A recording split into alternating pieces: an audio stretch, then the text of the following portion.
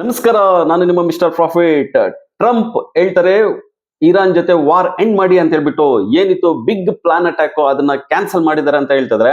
ಆದ್ರೆ ಇರಾನ್ ಅವರು ಇನ್ನು ಯಾವುದೇ ಒಂಥರದ ಬಿಗ್ ಡಿಸಿಷನ್ ಆಗಿಲ್ಲ ಅಂತಾನೆ ಹೇಳ್ತಾ ಇದಾರೆ. ಇದರಿಂದನೇ crude oil below $90 per barrel ಅಲ್ಲಿ ಟ್ರೇಡ್ ಆಗ್ತದೆ. ಈ 3 months ಲೋ ಅಂತಾನೆ ಹೇಳ್ಬೋದು ಕ್ರೂಡ್ ಆಯಿಲ್ ಟ್ರೇಡ್ ಆಗ್ತಾ ಇರೋದು. ಇದರಿಂದ ಗೋಲ್ಡ್ $100 ಅಷ್ಟು ರಿಕವರಿ ಆಗಿದೆ. $4,190 ಪರ್ ಅನ್ಸ್ ಅಲ್ಲಿ ಇದೆ. ಇನ್ನ ಸಿಲ್ವರು ಅಷ್ಟೇ $67 ಪರ್ ಅನ್ಸ್ ಅಲ್ಲಿ ಟ್ರೇಡ್ ಆಗ್ತಾ ಇದೆ.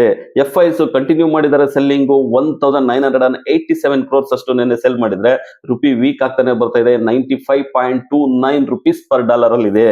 ಇನ್ನ ಡೌಜನ್ ಮಾರ್ಕೆಟ್ ನಿನ್ನೆ ಒಂದು ಯಾವಾಗ ಅಪ್ಡೇಟ್ ಬಂತು ವಾರೆಂಡ್ ಅಂತ ಹೇಳ್ಬಿಟ್ಟು ಅವಾಗ ಬಿಗ್ ಗ್ಲೋ ಪಾಸಿಟಿವ್ ಅಲ್ಲಿ ಟ್ರೇಡ್ ಆಗ್ತಾ ಇದೆ. 930 ಪಾಯಿಂಟ್ಸ್ ಡೌಜನ್ ಮಾರ್ಕೆಟ್ ಗೈನ್ ಆಗಿದೆ. ಇನ್ನು ಏಷ್ಯನ್ ಮಾರ್ಕೆಟ್ ಪಾಸಿಟಿವ್ ಆಗಿ ಟ್ರೇಡ್ ಆಗ್ತಾ ಇದೆ. ಜಪಾನ್ ಮಾರ್ಕೆಟ್ 2500 ಪಾಯಿಂಟ್ಸ್ ಗೈನ್ ಆಗ್ಬಿಟ್ಟಿದೆ. ಇನ್ನು ಗಿಫ್ಟ್ ನಿಫ್ಟಿ ನೋಡೋದಾದ್ರೆ 23,360 ಮಾರ್ಕ್ ಅಲ್ಲಿ ಟ್ರೇಡ್ ಆಗ್ತದೆ. ನಿನ್ನೆ ನಿಫ್ಟಿ ಓಪನಿಂಗ್ ಪಾಸಿಟಿವ್ ಇತ್ತು. ಓವರ್ ಆಲ್ ಎಂಡ್ ಮೂವ್ಮೆಂಟ್ ಅಷ್ಟೊತ್ತಿಗೆ ವೀಕ್ ಅಲ್ಲೇ ಕ್ಲೋಸ್ ಆಗಿದೆ. ಇವತ್ತು ನಿಫ್ಟಿ ಪಾಸಿಟಿವ್ ಆಗಿ ಸ್ಟ್ರಾಂಗ್ ಆಗಿ ಓಪನ್ ಆಗುತ್ತೆ. ಸೊ ಟ್ರಂಪ್ ಹೇಳ್ತಾರೆ, ಇವಾಗ ಹೇಳ್ತಾರೆ ಏನು ಇದ್ದ ವಾರ್ ಎಂಡ್ ಅಂತ ಹೇಳ್ಬಿಟ್ಟು ಇನ್ನು ನಾಳೆ ನಾಡಿದ್ದು ಸಾಟರ್ಡೆ ಸಂಡೇ ಇರುತ್ತೆ. ಏನ್ ಸ್ಟೇಟ್ಮೆಂಟ್ ಕೊಡ್ತಾರೆ, ಯಾಕಂದ್ರೆ ಟ್ರಂಪ್ ಒಂದೇ ಮಾತ್ ಮೇಲೆ ನಿಲ್ಲಲ್ಲ ಅಂತ ಹೇಳ್ಬೋದು.